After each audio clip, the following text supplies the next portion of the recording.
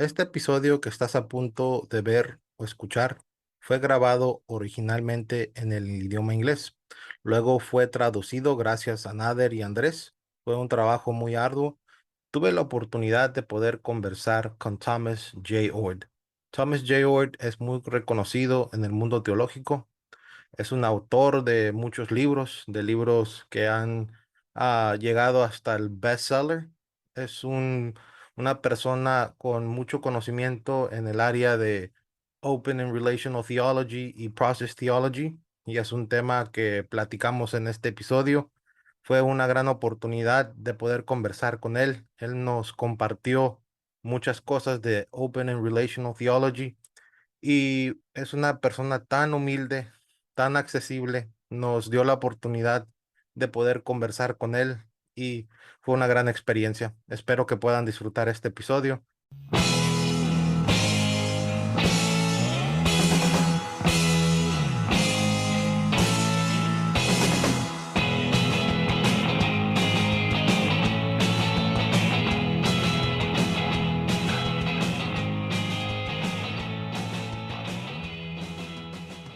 Gracias por escuchar Luminares Podcast. Tengo un coanfitrión hoy, mi amigo Andrés Marín. Hola Andrés, ¿cómo estás? Hola, es un placer. Y tenemos una persona increíble aquí con nosotros, un invitado único, y le vamos a dar la bienvenida.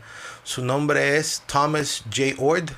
Es doctor, filósofo, teólogo, estudioso de estudios multidisciplinarios. Oord dirige el Centro de Teología Abierta y Relacional y estudiantes de doctorado en el Seminario de Teología de Northwind. Es un autor galardonado y ha escrito y editado más de 25 libros. Es un orador talentoso, da conferencias en universidades, iglesias e instituciones. Él es conocido por su visión para investigar sobre la ciencia del amor y la religión, la teología abierta y relacional, el problema del sufrimiento y las implicaciones de la libertad para las relaciones transformadoras. Así que estamos muy agradecidos de que estés aquí con nosotros, Thomas J. Oord. Oye, el placer es mío. Estoy a la expectativa de nuestra conversación. Es un honor, muchísimas gracias por haber aceptado la invitación.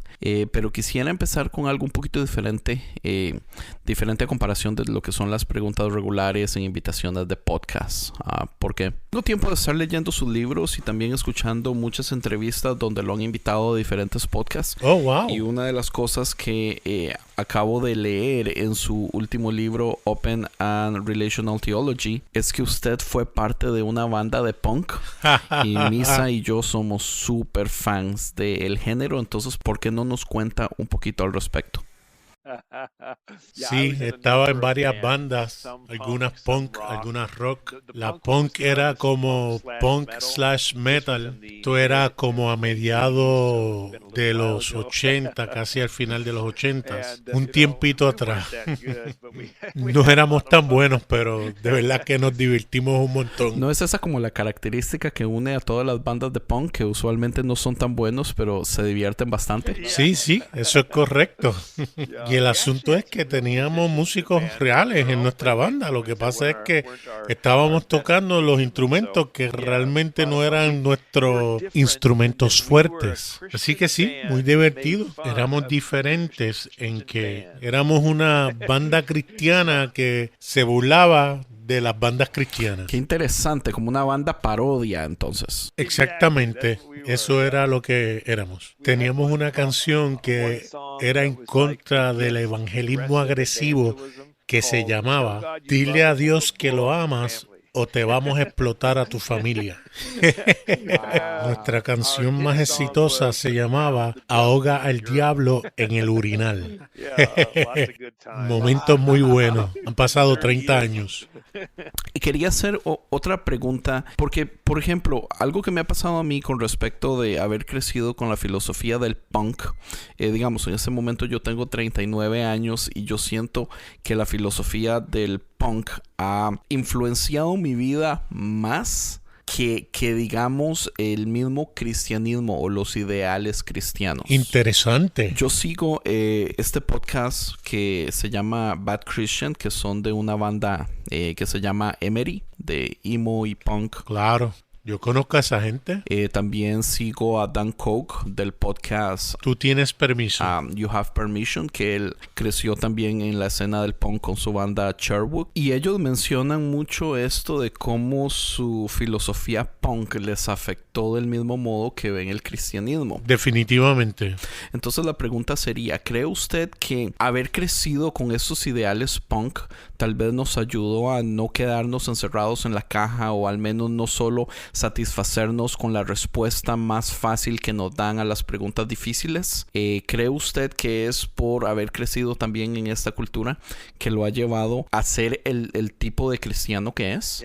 Yo no sé si el punk nos formó o si estábamos atraídos al punk por los ideales, las filosofías, los principios, una de ellas siendo mi desconfianza a la autoridad, y sentía que las jerarquías no ayudaban aún en la escuela superior. Yo llamaba a mis maestros por sus primer nombres porque siempre pensé que debíamos todos estar al mismo nivel. A lo mejor eso fue lo que me conectó al punk, y el punk se ha quedado conmigo en esas maneras. También pienso, no hay problema que siga abundando en esto. Para nada, tú continúa, Tomás. Vamos a estar hablando acerca de la teología abierta y relacional durante la próxima hora o lo que tarde, y van a ser ideas que quizás sean nuevas para las personas y las desafíen. Y una de las cosas que pienso que el punk hizo por mí, o nuevamente a lo mejor yo estaba atraído al punk porque siempre he sido así, pero pensé, estaría dispuesto a ir en contra de lo convencional, de lo tradicional, solo si es una alternativa mejor que lo tradicional. No voy a pelear en contra de los poderes que son solamente por pelear. Pero si es en el nombre del amor, en el nombre de algo que es mejor, entonces estoy dispuesto a ir en contra de la corriente.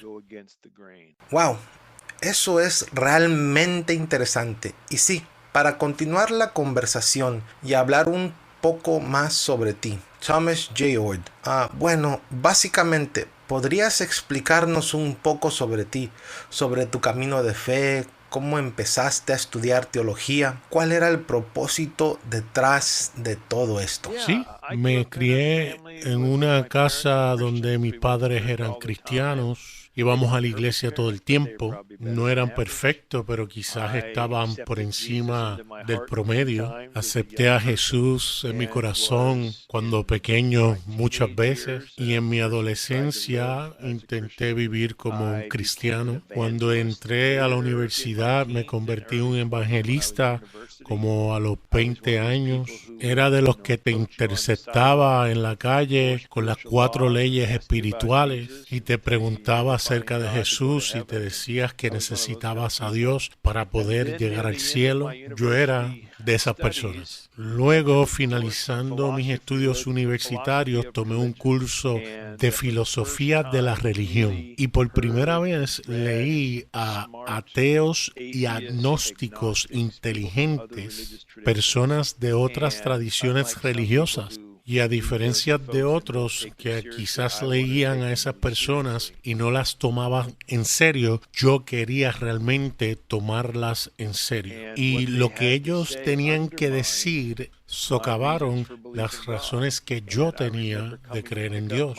Y recuerdo salir para recoger a mi novia, o quizás era mi prometida en aquel momento, hoy es mi esposa. Al montarse ella en el carro, me acuerdo haberle dicho, ya no puedo creer en Dios. Y para mí no era que me estaba rebelando contra mis padres o molesto con la iglesia o por causa de la hipocresía. No tenía que ver con nada de eso. Era por razones intelectuales. Tenía grandes preguntas y las contestaciones que yo creía ya no funcionaban. Y por un tiempo simplemente no creía en Dios. Eventualmente volví a creer en Dios basado en mi búsqueda de sentido o significado. Y mis intuiciones acerca del amor. Pensaba que tenía que haber algo correcto acerca de esta cuestión del amor, y creer que Dios es un Dios amoroso me hacía sentido.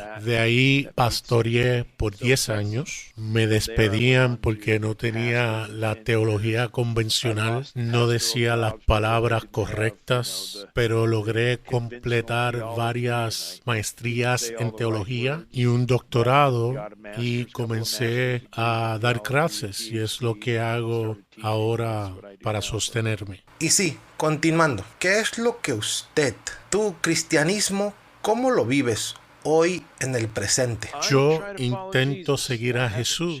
Eso no ha cambiado mucho a través de los años. Creo que hay sabiduría en la iglesia y en la tradición, pero también creo que hay problemas en la iglesia y en la tradición. Y no tengo temor señalar esos puntos que deben cambiar. Así que mi cristianismo es un intento de seguir el amor de Jesús, amar a todo el mundo, a Dios, al vecino, al extranjero, a nuestros enemigos, a uno mismo, etcétera, y en el contexto de una comunidad de personas que creo, al menos muchas de ellas, están tratando de hacer lo mismo. Sin embargo, para mí, ¿cómo digo esto? Creo que cuando más joven yo era un cristiano primero, y después estaba tratando de descifrar cómo ser una persona amable o que ame. Ahora soy una persona que ama, que cree que el cristianismo provee una muy buena estructura, es más, la mejor estructura para meditar en lo que significa vivir una vida de amor. Así que el asunto del amor es lo que para mí significa ser un seguidor de Jesús y creer en Dios. Quería hacer un comentario para apoyar la idea que Thomas estaba diciendo. Y es que estaba hablando con unos amigos temprano y estábamos hablando de cómo cuando uno lee lo que son supuestamente las palabras de Jesús, es como ver la teología de Jesús es como tan humanocéntrica. Si nos vamos al Antiguo Testamento, vemos cómo no es horizontal, sino que es usted Dios, pídale a Dios, Dios le da, Dios esto y aquello. Pero si nos vamos al Nuevo Testamento, vemos como que Jesús habla mucho de nosotros démosle a las personas, nosotros hagamos bien a las personas, nosotros a las otras personas. Es como que hay un cambio de dirección en lo que es el enfoque. Así que entiendo completamente. Para empezar hablando de teología abierta y relacional. Bueno, la mayoría de las personas que van a escuchar este podcast son de Latinoamérica. Para ellos, esto es algo nuevo. Andy y yo hemos hecho algunos podcasts sobre teología abierta, sobre teología del proceso. Además, hemos hablado de este tipo de temas antes. No somos muy buenos en eso, pero mucha gente ha hecho muchas preguntas sobre este tipo de teología porque es algo nuevo. Es algo que aún no han experimentado porque no tienen esa información. Como hablábamos al principio, antes de que comenzáramos el podcast, aquí en América Latina hay un monopolio sobre la teología. La mayoría de la gente solo conoce las teologías tradicionales. Estas teologías dominantes se están compartiendo. Bueno, eres conocido por la teología abierta y relacional. Y por favor, ¿podrías darnos una definición breve y que la mayoría podría entender acerca de la teología abierta y relacional? Claro, pues primero déjame decir que teología abierta y relacional es nueva en todas las partes del mundo, al menos la etiqueta de teología abierta y relacional. Así que no es que Latinoamérica esté atrasada, ya que es nuevo para todo el mundo. Y en algún modo, teología abierta y relacional va a sonar muy bíblica. O al menos va a sonar como muchas personas leen la Biblia. Y en otra manera va a sonar bien radical en contraste a lo que las personas escuchan en los sermones de las iglesias. Así que hablemos de las dos palabras en el título de esa teología: relacional y abierta. relacional parte de la idea de que Dios es relacional. Dios se involucra en dar y recibir relación de nosotros y de toda la creación. Dios es afectado por lo que hacemos.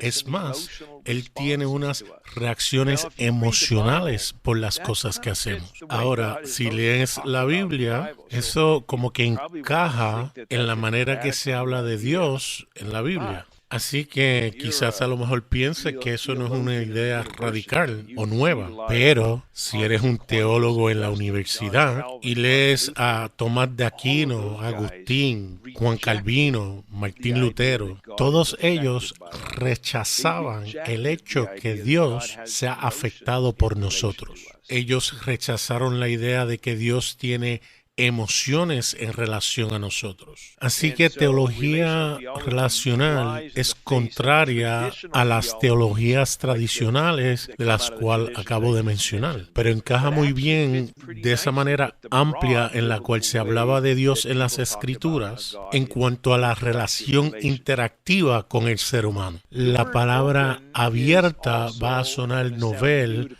para las personas de primera instancia. Es una afirmación acerca de la relación de Dios con el tiempo y el futuro. Estipula que el futuro está abierto. Dios no ha predeterminado o predestinado todo lo que va a ocurrir. Es más, Dios no sabe con absoluta certeza lo que va a ocurrir. No lo conoció de antemano, como se establece, y la razón por la cual Dios no sabe de antemano, de acuerdo al pensamiento abierto, es que no hay nada que saber del futuro o en el futuro. Dios no sabe quién va a ser el próximo presidente de México, por ejemplo, porque el próximo presidente de México aún no ha sido elegido. Así que no hay nada que saber acerca de eso. Esta manera de pensar acerca de Dios, de que Él se mueve junto a nosotros a través del tiempo, inicialmente sonará extraño para algunas personas porque ellos dirán, yo pensé que Dios creó el tiempo, yo pensaba que Dios estaba fuera del tiempo. Pero de nuevo, si tomamos en serio la Biblia, hace más sentido que Dios se mueve a través del tiempo.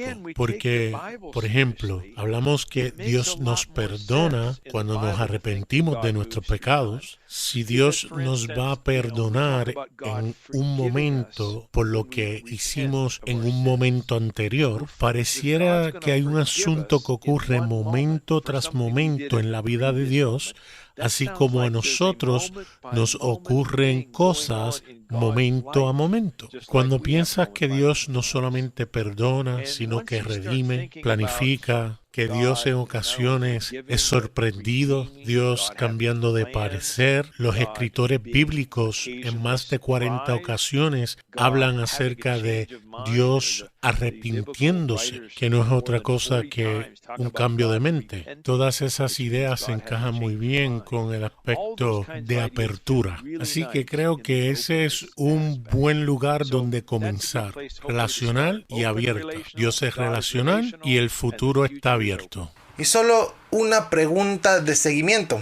Andy recientemente hizo un episodio sobre teísmo abierto y teología del proceso. Creo que esas son un poco más conocidas todavía, aunque son extrañas. Este mes subió este episodio. Fue realmente una sensación, porque mucha gente tenía muchas preguntas sobre este tipo de teología porque era diferente. Y algunos de ellos decían que es herético. Y muchos decían que no debería ser algo que los cristianos pudieran creer o deberían creer. Y la pregunta es, ¿cuáles son las diferencias o las similitudes con estas teologías y la teología abierta y relacional, si hay alguna? Pues, teología abierta y relacional es un paraguas gigante y debajo de ese paraguas hay muchas otras teologías, y esas otras teologías incluyen teología abierta, teología del proceso, alguna teología feminista, alguna teología de la liberación, teología postcolonial. Ahora, por ejemplo, no toda la teología feminista o toda la teología postcolonial está bajo la teología abierta, pero teología abierta y relacional es ese gran paraguas. Y las dos ideas que debes afirmar para estar bajo ese paraguas es que Dios es relacional y el futuro está abierto. Pero hay mucha diversidad y diferencias entre las teologías que están debajo de ese paraguas. En cuanto a abierta y proceso, ambas afirman que Dios se mueve a través del tiempo, sí que Dios no predestina o sabe de antemano. Ambas enfatizan la libertad de sus criaturas, ambas enfatizan de que el amor divino es importante y que sus criaturas deben ser amables o deben amar. Ambas tienen a la ciencia y a las escrituras en alta estima. Ambas parecieran que están en desacuerdo con algunas áreas de la tradición cristiana, porque la tradición cristiana no ha afirmado esas ideas. Quizás lo que diferencia a las dos en cuanto a teología del proceso y teología abierta es que la teología del proceso tiende a rechazar la omnipotencia divina, tiende a rechazar la idea de que Dios controla o está en control.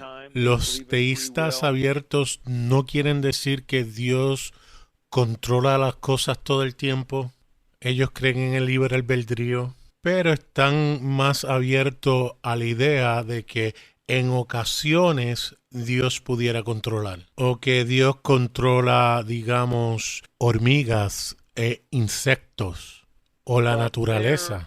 Los que se adhieren a la teología del proceso, ellos estipulan que ni la naturaleza la puede controlar Dios. Así que probablemente esa es la diferencia más grande entre ellas dos. Siento que sí ayuda bastante a entender la diferencia y creo porque tomando en cuenta lo que Misa dijo, que el episodio anterior que hicimos fue sensacional cuando estábamos hablando de Open y Process Theology, yo creo que lo que sucedió fue que la gente se enojó mucho y se enojó muchísimo porque tocamos un tema muy sensible para ellos, que es la omnipotencia de Dios. En el episodio tratamos de hablar específicamente o enfocarnos en las cosas que Dios no puede hacer y tratar de cuestionar los famosos omnis, la omnipresencia, la omnisciencia, la omnipotencia, que no necesariamente es 100% correcta. Basado en esto, en su libro Open and Relational Theology, usted utiliza un término que es diferente, que es la amipotencia. Entonces, ¿por qué no nos explica un poquito qué significa la amipotencia y por qué es un mejor término para tratar de entender estas cosas? Gracias por mencionar eso. Sí, yo estoy diciendo que no deberíamos decir que Dios es omnipotente, debiéramos decir que Dios es omnipotente. El prefijo ami significa amor y la palabra potente, que es poder. Y la idea que estoy sugiriendo es que el poder de Dios es el poder del amor. Dios no puede obrar en maneras que son en contra del amor. Y yo creo que eso significa que Dios no puede controlar a nada ni a nadie. Aquí es donde se pone muy controversial para muchas personas. No estoy sorprendido que los que te escucharon estuvieran molestos cuando me escuchan a mí o a otros decir Dios no puede. Pero realmente si tú miras la Biblia y miras la tradición cristiana, una vasta mayoría de teólogos cristianos han dicho que Dios no puede hacer ciertas cosas. Han dicho que Dios no puede hacer algo que es ilógico. Dios no puede hacer que 2 más 2 sea igual a 387. Dios no puede crear a un casado soltero. Dios no puede hacer una piedra tan grande que él mismo no la pueda levantar.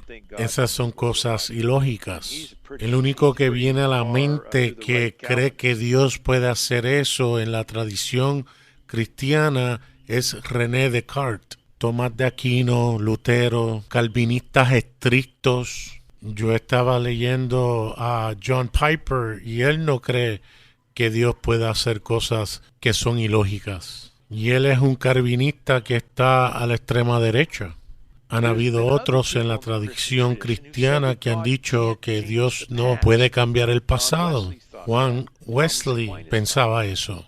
Tomás de Aquino enseñaba eso. Entonces hay personas como yo que dicen que Dios no puede contradecir su propia naturaleza. Él no puede decir, sabes, esto de vivir para siempre, de ser eterno, como que no es muy divertido. Mañana a las 3 de la tarde yo voy a dejar de existir. No, Dios no puede hacer eso porque sería ir en contra de su propia naturaleza. Y yo desarrollo eso diciendo que la naturaleza de Dios es amor y el amor no controla. Así que Dios no puede controlar a nada ni a nadie. Y eso es controversial. Pero si miramos las Escrituras, hay una cantidad de pasajes que establecen que Dios no puede hacer ciertas cosas. Santiago dice que Dios no puede ser tentado. El escritor a los Hebreos dice que Dios no puede mentir. El salmista dice que Dios no se cansa. El apóstol Pablo dice que Dios no se puede negar a sí mismo. Así que reconozco que va a ser estremecedor para algunas personas cuando ellos escuchan esto por primera vez. Pero luego que se dan cuenta que hay apoyo bíblico para esta idea en general y apoyo de muchos teólogos dentro de la tradición cristiana, quizás ayude a las personas a estar más tranquilas y a considerar el que esto pueda ser una buena manera de pensar. Y también creo que nosotros podemos tener mucha culpa en que la gente se haya molestado porque somos muy nuevos en el tema, entendiéndolo y tratando de explicarlo. Yo personalmente tengo muy poco de haber sido introducido a este tipo de teología y tengo poco de estarlo leyendo y todo eso. Y tal vez cometimos el error de invertir mucho tiempo explicando cómo Dios no puede hacer ciertas cosas si no hay intervención humana.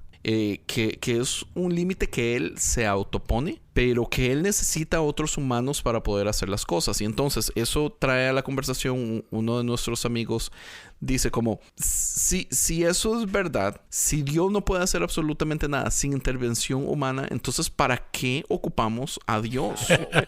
Sí. ¿Por qué es Dios necesario si al final todo lo hacemos nosotros de todas formas? ¿Qué diría usted al respecto, Tom, con respecto a esta pregunta? Yo diría que no podemos hacer nada sin el empoderamiento de Dios. Así que dependemos, nosotros vivimos, nos movemos y tenemos nuestro ser en Él, para citar las Escrituras, y todo lo bueno que hacemos tiene a Dios como su inspiración. Así que Dios nos inspira, nos empodera, nos llama y nosotros dependemos de Dios. No solo nosotros los humanos, sino que toda la creación. Pero, y aquí viene la parte controversial nuevamente, yo no creo que Dios puede lograr los resultados que Él quiere lograr en el mundo sin la cooperación de las criaturas. Así que Dios no puede unilateralmente causar algo que ocurre en efecto. Como, por ejemplo, hacer que aparezca una pared de acero de la nada. O Dios no puede hacer, por ejemplo, que unilateralmente se acabe la pandemia, por ejemplo. Ahora, yo sí creo que Dios siempre actúa y no podemos detener a Dios de actuar, pero eso es diferente a obtener resultados. Y la mejor manera que creo que pudiera explicar esto es hablando acerca de mi esposa y yo. Bueno, mi novia en ese entonces, hace 34 años atrás, cuando la llevé a un restaurante, nos sentamos en una mesa y yo actué. Saqué una sortija y le pregunté, ¿te casarías conmigo? Nadie me obligó a hacerlo. Esta era mi decisión. Por amor, le pedí que fuera mi esposa. Sin embargo, no podía obligarla a ser mi esposa. Ella tenía que tomar la decisión de decir que sí. Ella tenía que cooperar. Así que el resultado que yo quería ver, que era estar comprometidos para casarnos, requería su cooperación. Creo que así funciona con Dios. Dios siempre actúa, pero los resultados que Dios quiere ver, los resultados de amor, requieren nuestra cooperación o la cooperación de la criatura. ¿Qué piensas de eso? Me encanta, pero una pregunta que viene a mi mente escuchando esto es porque leyendo a las personas que usualmente apoyan ese tipo de teología, he notado que muchas de estas personas también son universalistas, que es otro tema que hemos tocado en el podcast. Pero en este caso, digamos, la idea a la que quiero llegar es, ¿afecta a Dios o influencia a Dios de un modo incontrolable, pero influencia a Dios a todos por igual, aún así a ateos? Porque yo creo que es un poquito obvio que el bien sale de todas las personas, ¿verdad? No solamente de los cristianos. Entonces, en este caso, ese control o esa influencia o esos actos de Dios de hacer el bien afectan a todos universalmente, cristianos, no cristianos, animales, bacterias, piedras, árboles. Eso es lo que creo. Creo que Dios influencia a todo y a todos, no importa su religión o si son humanos o otra criatura. Dios siempre es la fuente de la moralidad, de la verdad, de la belleza, pero nunca de manera controladora. Así que ateos pueden ser amorosos. Budistas pueden ser amorosos, musulmanes, judíos, hindús, lo que sea. Puedes amar no importando tu tradición. Ahora, yo sí creo que la tradición cristiana provee una infraestructura o andamiaje conceptual en cuanto a la manera de pensar acerca de Dios y comunidad y el mundo que puede ayudar a inspirar el amor en diferentes maneras. Ahora, eso no significa que mi amigo hindú que no tengan esa estructura no puedan amar. El amor de Dios no tiene límites. Sin embargo, nosotros tenemos el libre albedrío para cooperar o no con ese amor. Y una última pregunta. ¿Cree usted que hay alguna posibilidad de que Dios haya o que pueda tomar la decisión de quebrar su propia regla de no intervenir del todo, ya sean actos milagrosos o ocasiones especiales, o no puede suceder del todo? Desde mi perspectiva, Dios no puede hacerlo. Ahora, algunos teólogos dentro de la comunidad de la teología abierta piensan que sí, Dios puede. Algunos teólogos abiertos dicen que en ocasiones Dios puede unilateralmente intervenir. Usan esa palabra. O utilizan la palabra sobrenatural. Sobrenaturalmente actúa. De alguna manera Dios y solo Dios trae a colación algún evento en el mundo o algún milagro. Yo creo en milagros, pero aun cuando hablamos de milagros, creo que la criatura debe contribuir de alguna manera o que las condiciones de la creación sean conductivas para que ese milagro ocurra. Así que creo que Dios no puede echar hacia un lado este modo cooperativo y hacerlo por sí mismo o hacerlo solo. Bueno, y para continuar, mucha gente aquí en América Latina piensa que esta teología no es compatible con la Biblia. Las teologías tradicionales sobre el pecado, sobre el mal, sobre el diablo y el evangelio y la salvación. ¿Cómo podría responder a esas retracciones? ¿Cómo es compatible con la Biblia? Creo que aquí hay dos asuntos críticos aquí. Uno es, ¿la Biblia realmente dice si Dios unilateralmente, él solo trajo algún resultado sin la intervención de alguna criatura o que una criatura haya contribuido.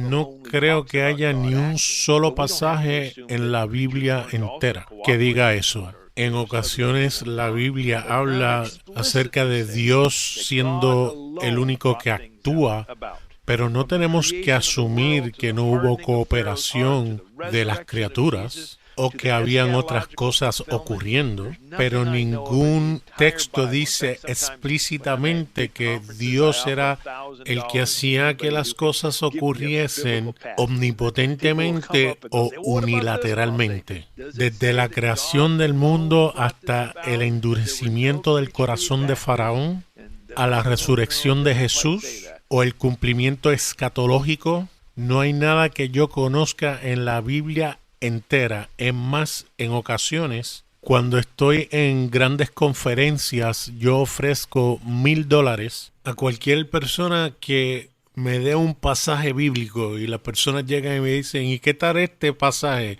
¿Qué tal este texto de la Biblia? Pero realmente dice que Dios y solo Dios hizo que ocurriera ese evento y que no hubo cooperación de alguna criatura. Entonces me dice, no, realmente no dice eso como tal. Así que yo creo que no hay ningún reclamo en las Escrituras para contradecir la aseveración Dios no puede. Sin embargo, yo creo que la mayoría de la Biblia apunta a un Dios de amor.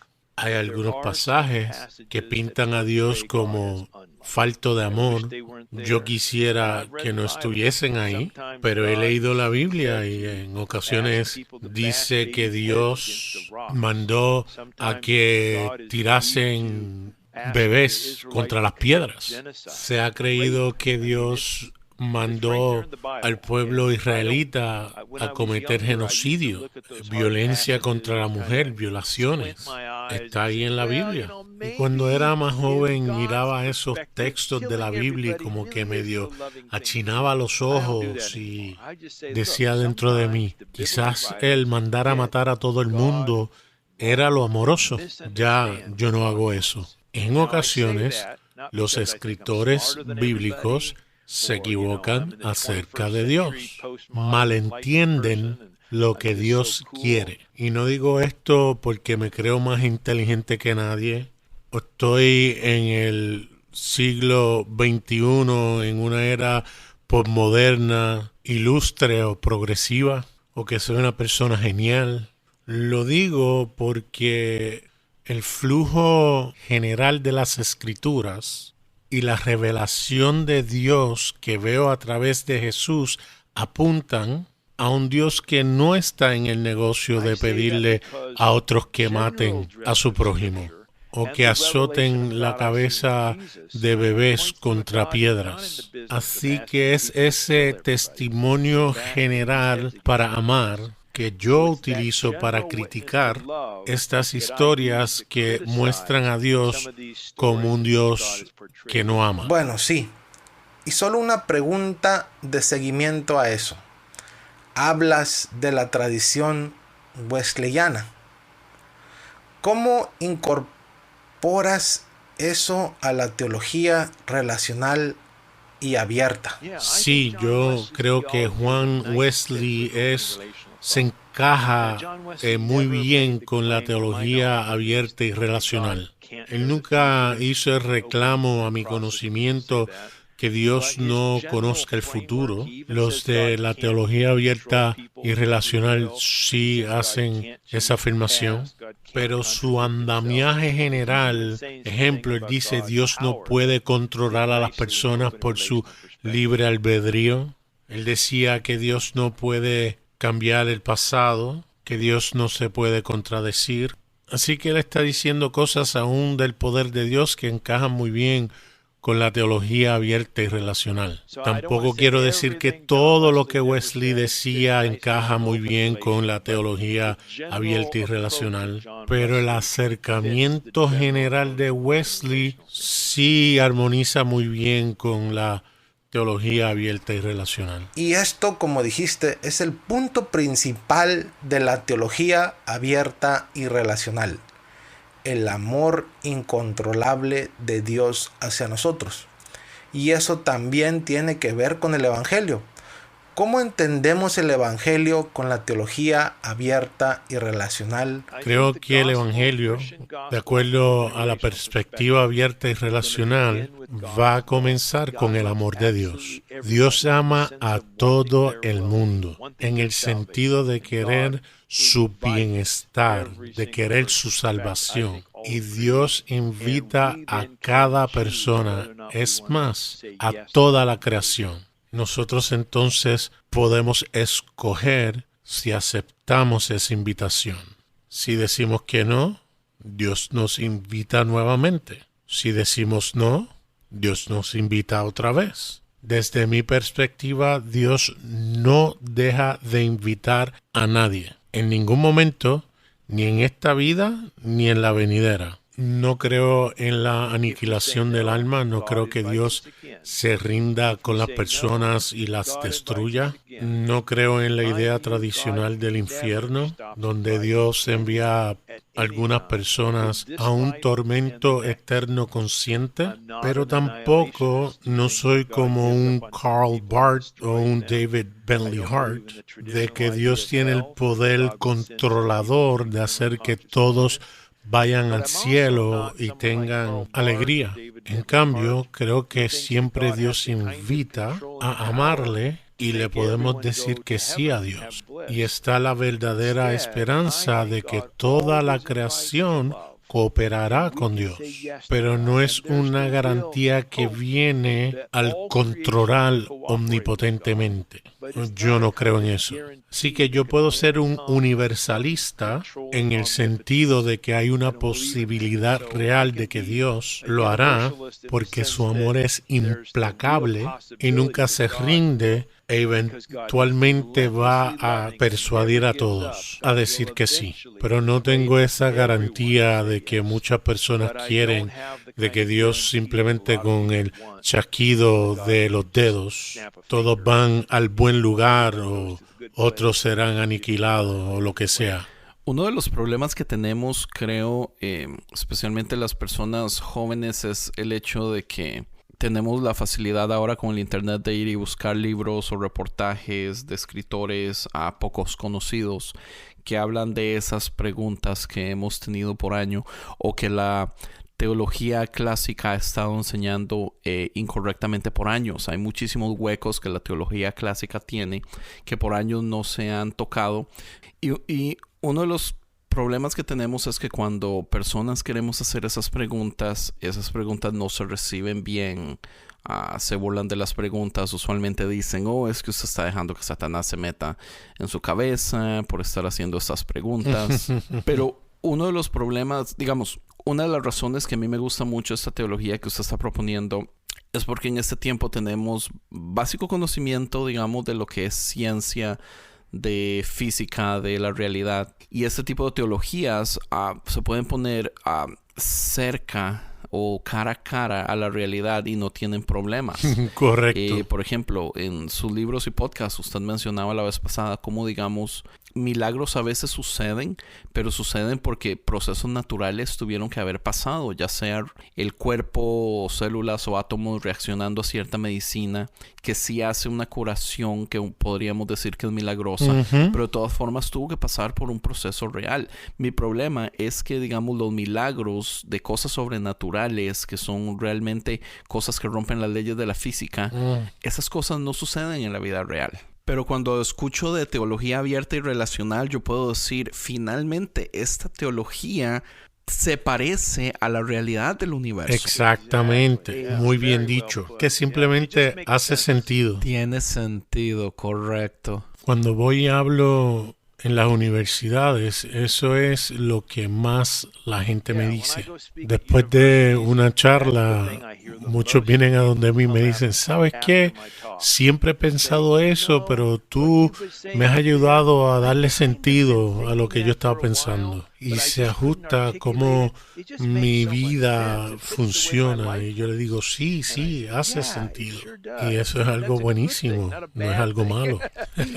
Entonces la pregunta lógica sería, ¿cómo podemos tener nosotros conversaciones con, por ejemplo, personas que están a cargo de iglesias? Porque, digamos, en nuestro caso, las personas que más se enojaron con el episodio que hicimos de teología en proceso y abierta y relacional fueron pastores, porque estamos tocando temas que son muy sensibles para ellos. Y la verdad es que muchas personas tienen estas preguntas, pero no tienen la posibilidad de hacerlas, incluyendo, le puedo asegurar, muchas de estas personas que están a cargo de iglesia. Y es que uno de los problemas que yo tengo es, digamos, el modo de comunicarlo, digamos, cuando se empieza a hacer debate, yo me molesto fácilmente y empiezo a decir que ustedes fundamentalistas, cabezas cerradas, aquí y allá. Entonces tal vez la pregunta sería, ¿cómo podemos hacerlo? ¿Cómo podemos empezar estas conversaciones para exponer estos temas, pero de un modo que sea más amigable y tal vez menos tenebroso? Sí, bueno, ya mencionamos una, y es que apela al sentido común de cómo nuestras vidas funcionan. Y sé que no va a ser un argumento sólido para algunos, pero hay muchas personas que están buscando la manera de pensar en Dios que encajen con su vida. Así que es algo que se puede utilizar. Otro argumento que se puede utilizar es que la teología abierta y relacional tiene mucho más en común con la Biblia que muchas teologías más tradicionales. Ahora, lo que algunas teologías tradicionales han hecho es que han interpretado algunas porciones de la Biblia y desestiman o desprecian o desechan otras. Por ejemplo, ellos dicen algo como, en este pasaje Dios no es afectado por nada, pero en un pasaje donde dice que Dios sí es afectado por algo, entonces ellos hacen el argumento que es que estamos proyectando nuestros sentimientos a Dios. Y una de las estrategias es, espérate un momento, ¿qué tal si comenzamos con un Dios amoroso? Y reexaminas algunos de esos pasajes que dicen que Dios tuvo un cambio de pensar, o que se sorprendió, o que tuvo emociones, que Dios tiene planes que en ocasiones son frustrados. Dios hace pactos donde dice, si se humillare mi pueblo por el cual mi nombre es invocado, yo haré X, y si no se humillan, haré Y. O sea, los sacaré de la tierra. Suena a que el futuro aún no ha sido decidido, que Dios no está seguro de lo que Dios va a hacer, que depende de lo que nosotros hacemos. Así que mirando las Escrituras puede ser una manera de hacer que estas conversaciones ocurran. Aunque yo sé que es difícil hacer que las personas cambien la manera en que interpretan las Escrituras. Ahora, la manera que yo he encontrado que es la más efectiva, Andrés, ha sido hablando con personas que han experimentado grande dolor y decepción, que han tenido un familiar con cáncer, que han sido víctimas de abuso sexual. A lo mejor tuvieron una hermana que tuvo un accidente de auto. Se están haciendo esa gran pregunta. Si Dios es tan amoroso y tan poderoso, ¿por qué Dios no detuvo esto? Y ese es el escenario de oro que nos permite decir, ¿sabes qué? A lo mejor hay otra manera de pensar sobre Dios que la manera a la cual tú has estado acostumbrado a escuchar. Y es que un Dios de amor realmente no puede controlar lo que sucede.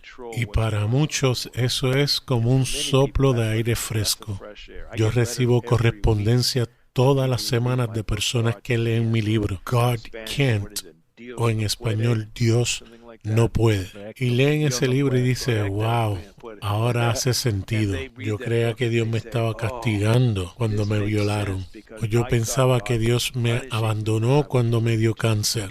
Pero este Dios ni abandona ni castiga, sino que ama. Así que es una apertura que podemos usar cuando estamos hablando con las personas y tratar de persuadirlos a que crean de esta manera.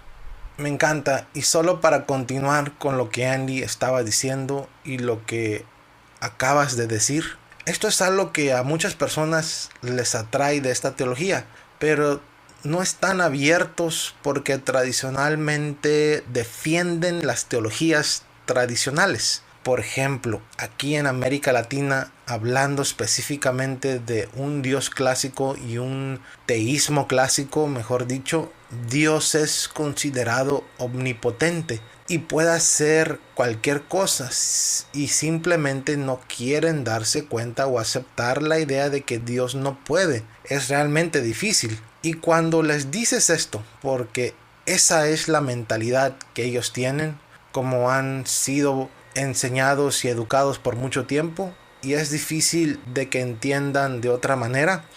En mi experiencia he escuchado que muchos han dicho: no, solo estás tratando de crear un Dios de acuerdo a ti, a tu gusto, un Dios en el que quieres creer, porque el Dios que yo veo en la Biblia o que han aprendido en la iglesia no es así.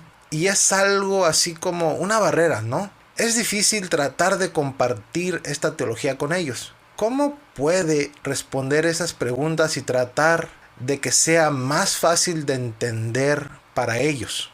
Una de las cosas que yo hago en ocasiones con las personas que tú describes es que yo tomo mi Biblia y voy a esos pasajes que mencioné como Santiago, donde dice que Dios no puede ser tentado, o donde dice que Dios no puede mentir, o donde dice que Dios no se puede negar a sí mismo. Y les digo, ahí en la Biblia dice que Dios no puede. ¿Tú estás negando la Biblia?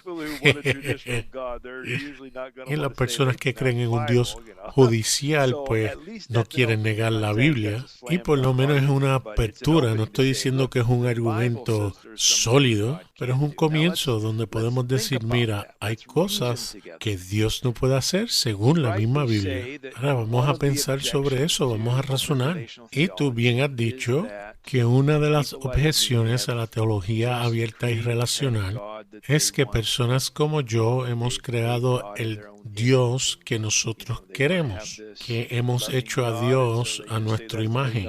Quieren tener este Dios de amor y dicen que así es Dios, pero dejan hacia un lado en la Biblia.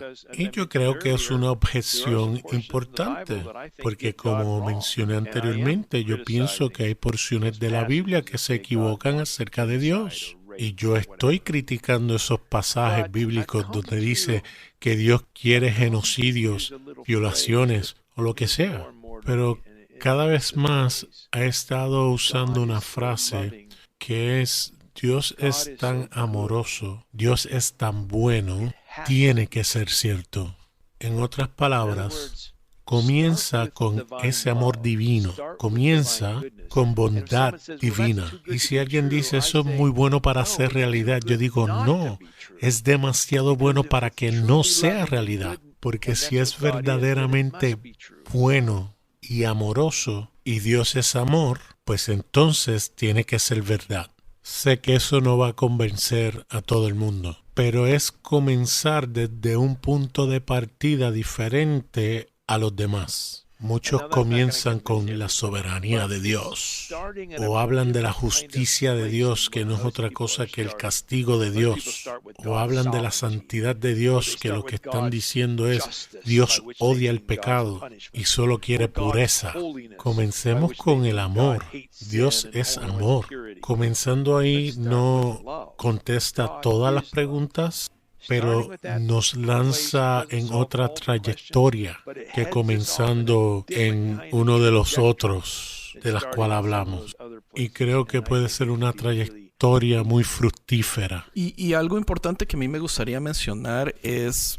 Algo que he notado es el hecho de que es una combinación de cosas, ¿verdad? Porque yo creo que una de las razones que la teología clásica vende también es porque muchísimas personas quieren las cosas que esa teología está vendiendo. Entonces, digamos, las personas quieren la prosperidad, las personas quieren esa sanidad, la persona quiere que Dios destruya a sus enemigos.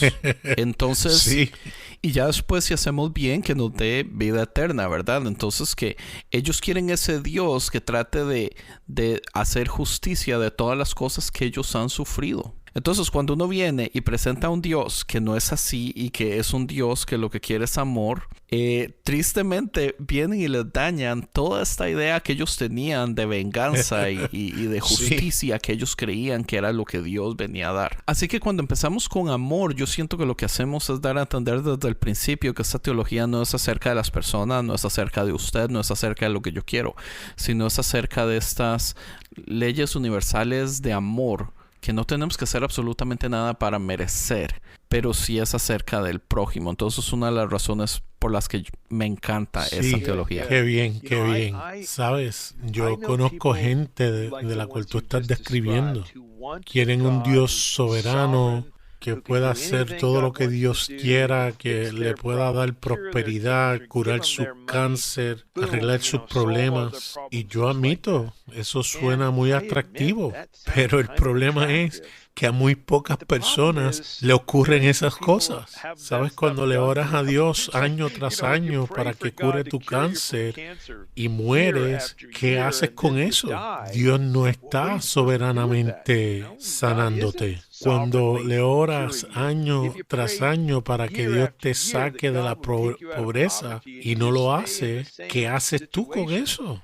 Así que cuando inicialmente tener un Dios que es soberano y que pueda arreglar tu vida y darte vida eterna y condenar a tus enemigos y vengarse de ellos, eso suene bien al principio. Cuando vives la vida suficiente tiempo, te das cuenta que las cosas no funcionan así.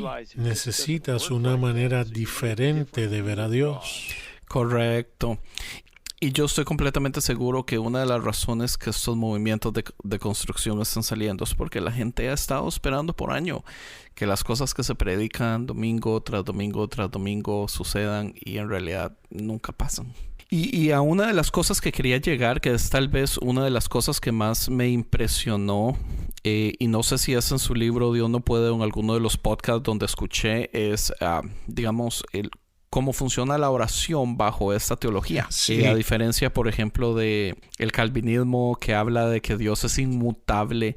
Entonces, ¿para qué rayos oramos si ya todo está escrito, si Dios ya sabe todo, si Dios no cambia? En este caso, cambia la dinámica porque ahora Dios está realmente interactuando con las personas. Y lo que nosotros digamos, lo que nosotros pidamos, lo que nosotros expresemos, ahora tiene una reacción y puede realmente cambiar el corazón de Dios. Y no solo la oración, porque también usted menciona un proceso, digamos, la alabanza, el poder adorar, el poder conectar de este modo con lo divino. Me encantaría escuchar su punto de vista en esto. Déjame hablar acerca de la cuestión de la oración. A lo mejor tú has escuchado esto antes, a lo mejor los que te escuchan no. Lo llamo los 4 modelos o las 4 maneras de cómo pensar acerca de la oración. Y aquí viene a mi mente lo que muchos cristianos llaman como oraciones de peticiones. Eso es pedirle a Dios que haga algo. No hablo de confesiones o acciones de gracia, aunque esos son importantes también. Voy a hablar de peticiones. Si tú eres calvinista y crees que Dios ha predestinado las cosas desde antes de la fundación del mundo, que Dios es inmutable e impasible, que significa que Dios no puede ser afectado, que no puede cambiar de mente, me parece entonces que no tienes mucha motivación de pedirle a Dios que haga algo en el futuro, porque ya el futuro ha sido determinado. Si Dios no va a cambiar de mente en lo que ya tiene determinado ser, muchos calvinistas que conozco creen que Dios es así, pero como quiera actúan como no, oran como si no fuese así. Creen en la predestinación, pero de todas formas antes de cruzar la calle se fijan a los dos lados. Exactamente.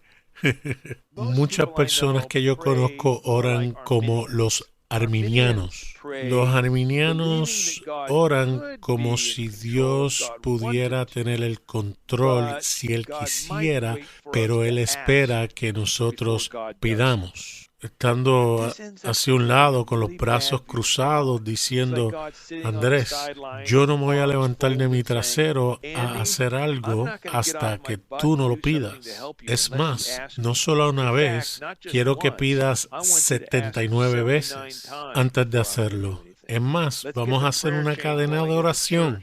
Vamos a involucrar a todo el mundo, porque si no, no voy a hacerlo. Eso no es un cuadro de un Dios amoroso.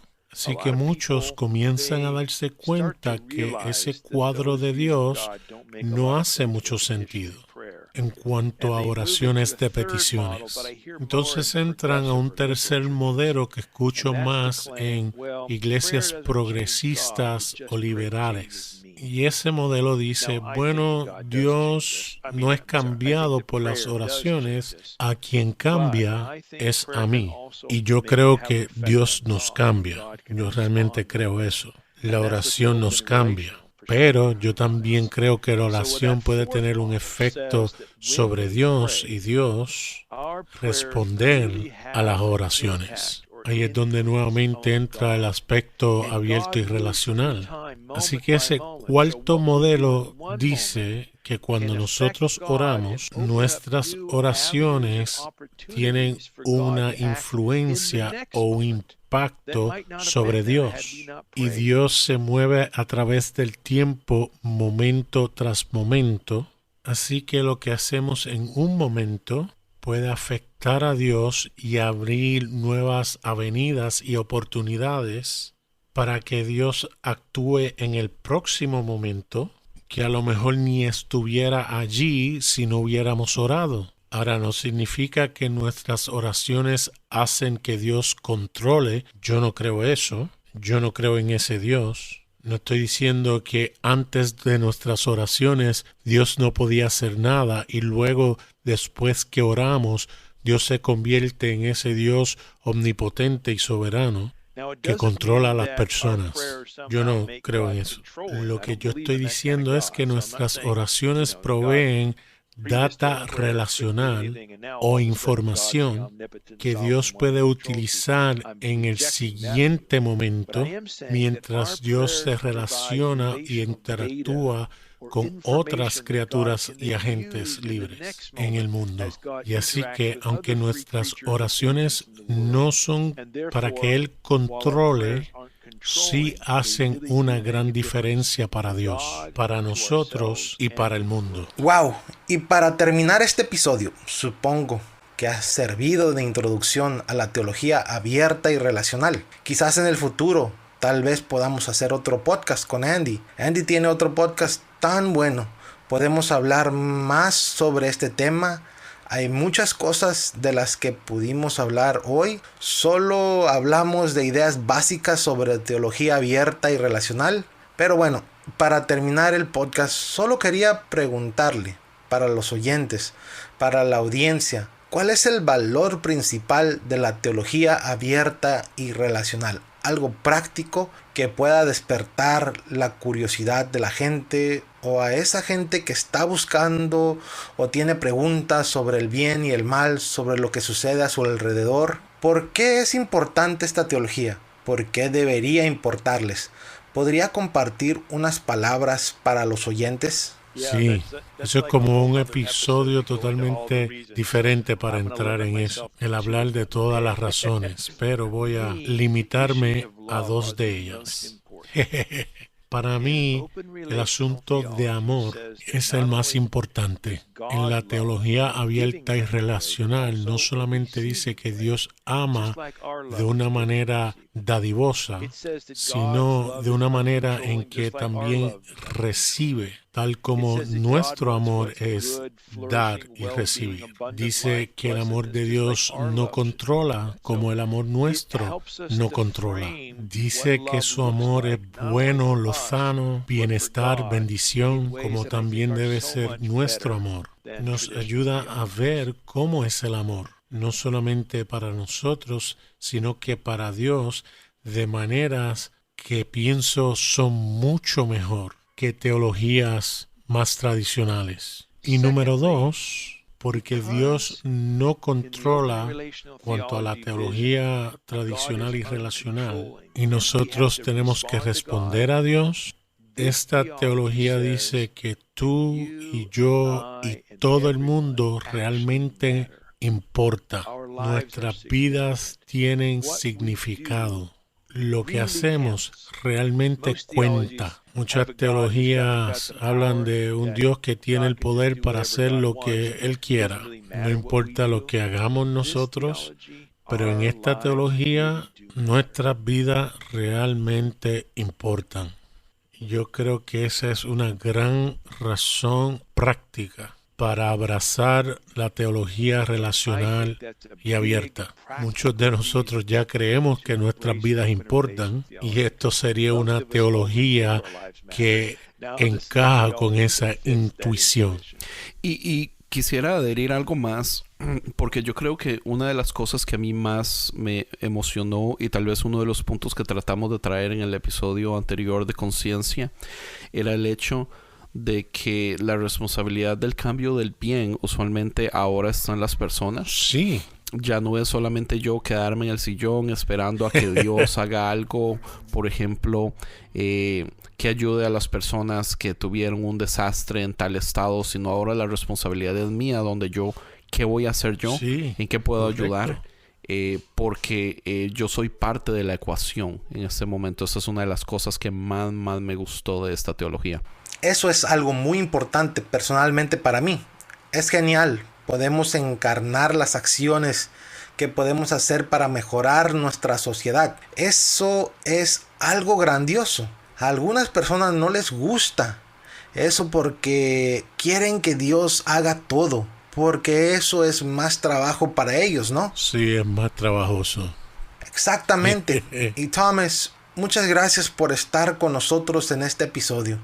Antes de cerrar este episodio, ¿podría darnos más información sobre sus redes sociales, su sitio web, libros o lo que quiera compartir para que los oyentes puedan saber más sobre teología abierta y relacional y sobre usted, sobre su trabajo?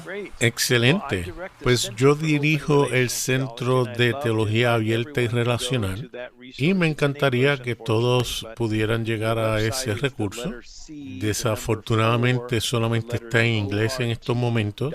La página web es la letra C de Carlos, el número 4, o de Omar R. de Ramón T. de Tomás.com.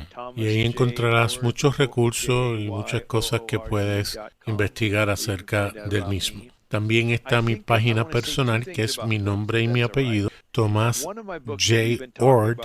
Lo pueden ver en la descripción el nombre.com, donde pueden saber un poco más de mí. Y quisiera decir dos cosas acerca de mis libros. Primero es el libro God Can't, en español Dios no puede, que ha sido traducido al español por Lemuel Sandoval. Y está disponible a través de Amazon o cualquier lugar en línea que ustedes consigan libros. Y esta semana que pasó salió una versión de audio en español del libro. Suena un poco robotizado, pero no está tan mal. Así que si lo deseas buscar, pues puedes buscarlo en Google Play. También hablamos acerca de un libro sobre teología abierta y relacional que fue escrita para una población general, no para académicos. Y estoy buscando a ver quién estuviera interesado en traducir ese libro al español, porque creo que puede ser de mucha ayuda a las personas de habla hispana. O usted no tiene idea, a mí lo que me encantó el libro. ¿De verdad? ¿Te gustó? El primero que me leí fue Dios no puede y me estalló la cabeza. Pero hay algo especial acerca de que es el modo como usted presenta la teología. Es súper fácil de entender, es súper digerible. Oh, gracias. Tiene algo, no sé, a mí me encantó, pero Tom, muchísimas gracias por haber aceptado la invitación. Ha sido un honor para nosotros tenerlo aquí. Muchas gracias, Thomas. Gracias por su tiempo y espero que esta no sea la única vez que podamos hablar más sobre este tema. Espero que en el futuro podamos hablar un poquito más profundamente de esto y tal vez pueda grabar otro podcast. Pero muchas gracias. Estoy muy agradecido. Y no sé si quiere agregar algo más, Thomas. Solamente quiero decir gracias, Misa, gracias, Andy. Realmente disfruté la conversación.